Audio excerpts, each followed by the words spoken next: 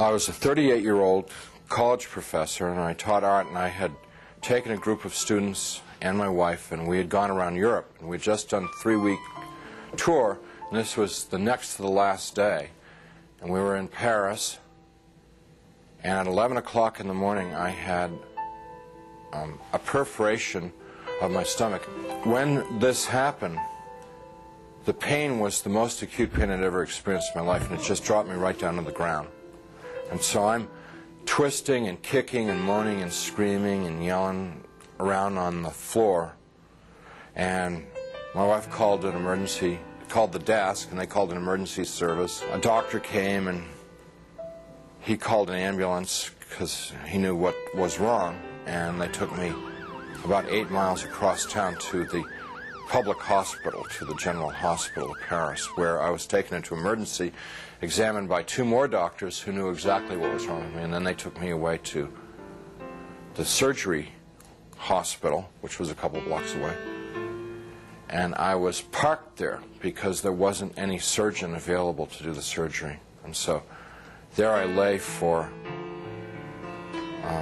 8 to 10 hours in that hospital with no medication, no examination, no attention whatsoever, awaiting a surgeon to come to give me this operation that was critical. And it's now 8:30 at night. Nurse came in and said that they were very sorry they weren't able to get a doctor for me, and they'd get one the next day. Well, when she said that, I knew that it was over for me. I knew that I was dead. The only thing that was keeping me alive was I didn't want to die. I was scared to death of dying because, as far as I knew, I was an atheist, non-believer, person who lived for the gratification they could get out of the moment. And like dying to me was like the worst. I mean, next to the pain, dying was the worst thing that could happen to you because it's the end of life and there was no more. There wasn't anything else. But when she said that, the idea of trying to exist for another minute, another hour in this pain, it wasn't worth it anymore. I'd been hanging on in the hopes that they told me that they'd get a doctor and do the surgery and open me up and fix the problem inside of me, but when they said they couldn't get one.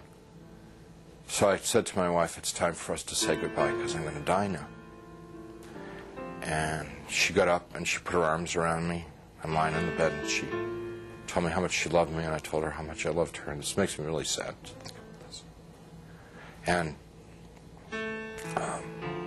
we made our goodbyes, you know, said those things that you'd say to who'd been married 20 years, say all those kinds of things. I can't tell you because I'll just start crying, but she finally sat down because she knew it was over. And I knew. And it was just so hard looking at her, crying like that, and I just closed my eyes. Just let it go. And I went unconscious. I probably was unconscious for a very short while. A few minutes, probably. And I was conscious again. And I looked, opened my eyes and looked, and I was standing up next to my bed. And I knew exactly where I was and what the situation was. I mean, there was no confusion in my mind. I felt more alive, more real than I've ever felt in my life. You know, people ask me, you know, were you a ghost? I was just the opposite. Very alive. As I'm looking around the room, I see that there's, underneath the sheet on the bed, there's something under the sheet, a body. And so I bent over the bed. The head was turned away from me, and I looked at the face, and it looked like me. But that wasn't possible because I was standing there. I'm alive. I'm great, you know. I mean, I'm more than great. I'm like, you know. And so I tried to talk to my wife. Can't you hear me? And, can't you hear me? You know, she couldn't hear me or see me. That's not me. But I thought that she here? just was ignoring me. So I got very angry at her for ignoring me, for not paying attention to me. And I'm screaming and yelling at her, what's going on here? Why is this body in the bed that looks like me, and how to get there and stuff like that. And I had a sneaking suspicion that the body in the bed was me, but I didn't want to think about that because that was too scary. So I'm getting really agitated and upset because this is all too weird. You know, this can't be happening. It's impossible. I've got a hospital gown on, and it's like really, everything's really real. And I hear people calling me outside the room, and they're saying to me in soft, gentle voices, "Howard, you got to come with us now. Come quickly. Come out here."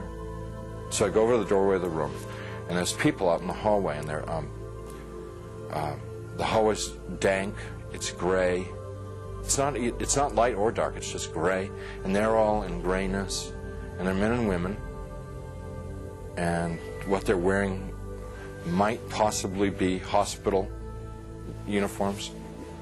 And I asked them if they were from the doctor to take me to the operation, and I told them, I said, I'm really sick and I'm going to have an operation and I'm going to die if I don't get this operation. And I was supposed to have the operation 8 hours ago, and I'm telling them all this stuff, and they're going, we know, we understand.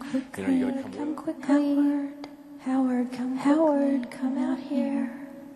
Howard, come quickly. Come with us. Howard, we've been waiting for you. Waiting. I left the room, which was real, clear, bright, and went into the hallway, which was dank and hazy, and followed these people. We had a very long journey. There's no time, and whenever I make a reference to time, it's just an illusion, because there was no time in this place. But this journey, if I were to recreate it, I'd have to walk like from Nashville to Louisville or something to recreate the walk with these people. And as we walked, they stayed around me and kept moving me on, and it kept getting darker and darker. They were becoming more and more openly hostile to me. First they were sort of syrupy sweet to get me to go with them, and then when I was going along with them, it was like, hurry up, keep moving, you know, shut up, stop asking questions. You know, they started getting more ugly. And so we get into complete darkness, and I'm absolutely terrified. These people are very hostile. I don't know where I am. I said, I'm not going to go with you any further. They said, you're almost there. And we started to fight. I was trying to get away from them. They were pushing and pulling at me. And there are now a lot of them. What originally had been like a handful now was, since it was darkness, maybe hundreds or thousands. I have no idea. And they're playing with me. You know, clearly they could have just destroyed me if they wanted to. They didn't want to destroy me. What they wanted to do was they wanted to inflict pain on me, because they derived, pleasure isn't the right word, but they derived satisfaction out of the pain that I experienced. So what they were doing in the beginning part was, it's real hard for me to talk about, and I'm not going to tell you much about it, just a little bit, because it gets, it just gets too ugly. But initially they were like tearing and biting, tearing with their fingernails, scratching, gouging, ripping, and then biting. Trying to defend myself, trying to fight them off, trying to get away from them, but it's like being in a beehive. There's just hundreds of them all over me. And I eventually was just laying on the ground there, all ripped up, pain everywhere, inside, outside. And even harder to bear than the physical pain was the emotional pain of what had just happened to me. The utter degradation that I just experienced. You know, I never once felt that it was unjust or wrong. I heard my voice. It wasn't somebody else's voice. It wasn't the voice of God or anything. It was my voice. And I heard it speak, but I didn't speak it. So whether it's the voice of my conscience or, I don't know what it was. It was just, but I distinctly heard my voice say, pray to God. And so I thought to myself, I don't believe in God. Pray to God. And I'm thinking, even if I could pray, I don't know how to pray anymore. I haven't prayed. And at that time, I probably hadn't prayed in 22, 23 years. So I'm thinking, like, when I was a child, and we said prayers in Sunday school, and we said prayers in church, and what did we say? And I'm trying to think of it, because to me, to pray was to recite something that I'd learned. That's what I thought a prayer was then. So let's say, the Lord is my shepherd. Give us this day our daily bread. My country, 'tis of thee. No, that's not a prayer. That's wrong. Let's see. Yea, though I walk through the valley of the shadow of death, fourscore years ago, our forefathers. I'm getting all of them mixed up. I can't remember how to pray. And then the people who were around me, every time I'd mention God, these people who had attacked me and beaten me, every time I mentioned God, it was as if mentioning God was throwing boiling water on them. They would shriek, they would scream, they would yell, and in worse profanity than anything I've ever heard in this world. The other thing that was happening was that they couldn't bear to be around me talking about God. It was so painful for them to hear about God that they kept backing away. And so I had a sense that I could push them away by talking about God. And so I'm trying to remember prayers, and I'm getting all confused and mixed up, and it was just all crazy. And I'm lying there, and eventually I realized that they're gone, and I'm alone. Now, I was alone there for an eternity. And what I mean by that was absolutely no sense of time. But I thought about my life, thought about what I'd done and what I hadn't done. I thought about the situation I was in. And the conclusion that I came to is that I had lived my adult life, I had lived a selfish life. My only God in my adult life was myself. I realized that I was something terribly, terribly wrong with my life, and that the people that attacked me were the same kind of people that I was. They were not monsters, they weren't demons. They were people who had missed it. The point of being born and being alive in this world. They'd missed it, and they'd lived lives of selfishness and cruelty. And now we're in a world where there was nothing else. There was nothing but selfishness and cruelty, and they were doomed to inflict that upon each other and upon themselves, probably forever and ever and ever and ever, without end.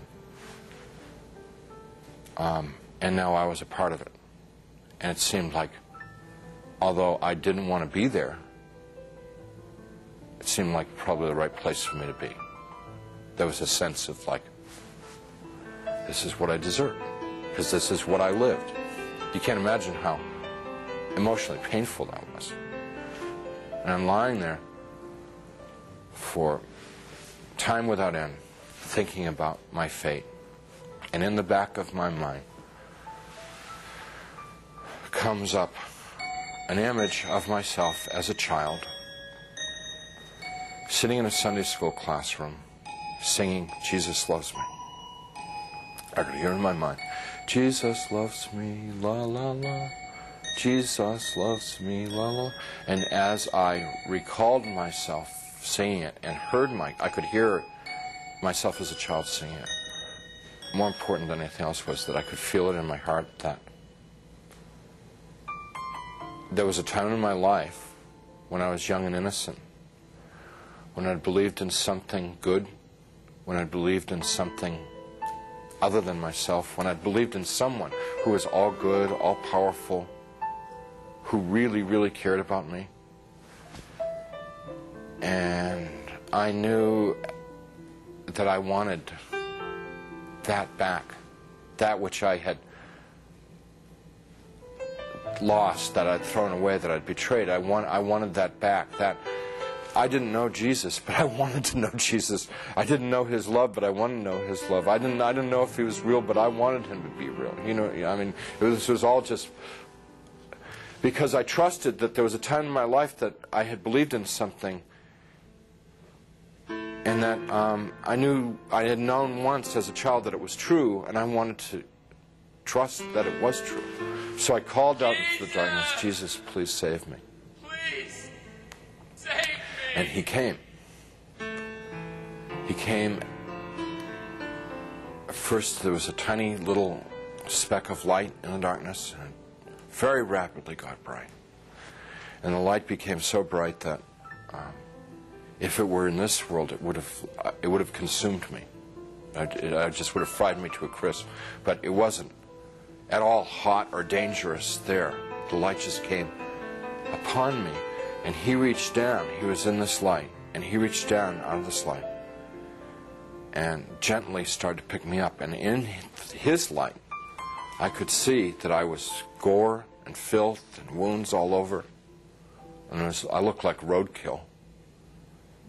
And he's gently putting his hands underneath me and very tenderly picking me up. And as he's touching me, everything just goes away. All the wounds, all the pain, all the dirt, it just kind of like evaporated away. And I'm like whole and healed. And inside, just filled with his love, which I wish I could be more articulate about. It's so frustrating not being able to tell people about it, because it's the best thing that ever happened to me in my life. I mean, it's the everything. It's the all of life, is to know that love. And I get to it and I just can't describe it. I can't convey it to you. So he's holding me and embracing me, rubbing my back like a father would his son, like a mother would her daughter, just gently rubbing my back. And I'm bawling like a baby, out of happiness. I mean, like the release, having been lost and now been found, having been dead and now brought back to life, And he's carrying me out of there. Up, we just go. Out, gone. And we're moving towards a world of light, and I began to have thoughts of tremendous shame that I've been so bad,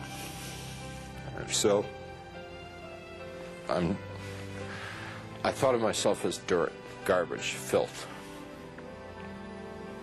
And I thought to myself, he's made a mistake. I don't belong here. He doesn't want me. It's like the shame. Like, how could he care about me? Why me?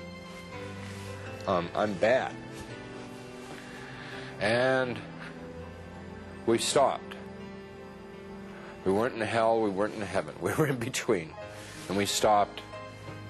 And he said, "We don't make mistakes. You belong here."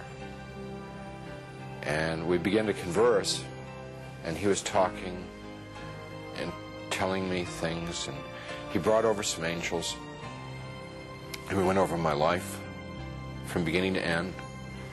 And what they wanted to show me in my life was what I had done right and what I had done wrong.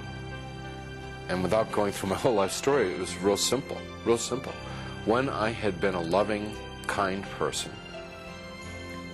considerate of other people, it made the angels happy, it made Jesus happy, and they let me know that it made God happy. And when I had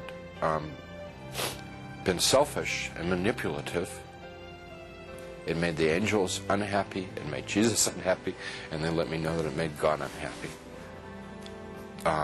What they were trying to convey to me, in a nutshell, was my whole purpose of my existence had been to love God, love my neighbor as myself. That's why I had been created. That's what I was in this world to do and to learn. And I had failed. They told me that I had to come back to this world and I got real upset because I wanted to go to heaven.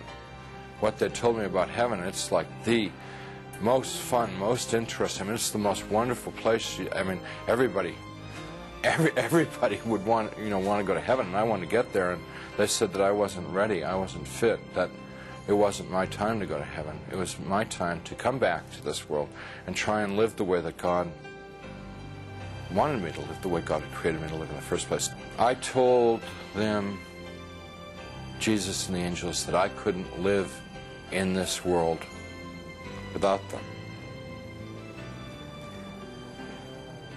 And I said that I would have, my heart would break to send me back to this world, because they'd be there and I'd be here. And they said to me, you don't get it? You don't get it? What is the matter? We were showing you all this, we've explained to you. We've always been there. We always have been there. We've always been with you all this time. And you've never been alone down there? And I said, you've got to let me know that you're around once in a while. So they said, if I prayed and confessed my sins to God, gave what I had, and what they meant by what I had was gave my worries, my cares, my hopes, my dreams, just gave it all up to God. That there would be times when they would be there, and I would know in my heart that they were there. Wouldn't necessarily see them or hear them, but I would feel the love like I'd felt it then. And I said, if you will assure me that there are times when I can know that love, I could live in this world. And they said that they would do that, and with that they sent me back. After the experience, the nurse who had been in the room a few minutes before and said they couldn't find a doctor, and they'd try and get one the next time, she came running back to the room and she said, a doctor's arrived at the hospital, which was like, this is all pretty miraculous stuff, because this is now like 9:30 at night, around 9:30 at night. She said, doctor's arrived at the hospital and we're going to have do surgery on you right away. And some orderlies and people came in and they threw my wife out of the room. And it's very disturbing because I was trying to tell them and I wanted to tell my wife what had happened to me. So when I passed my wife in the hall on the gurney on the way to the surgery, I said, everything's going to be great. And she just started bawling because she thought like that was like a dying man, you know. You know. Strange thing about the experience is the memory hasn't dulled at all. It's real intense. And I don't know, it just stays intense. And I believe that one of the reasons that God gave me this experience so that I would have an opportunity to share it with someone. I don't know who, I never know who, but I would have the opportunity to share it with somebody so that it could be of help to them.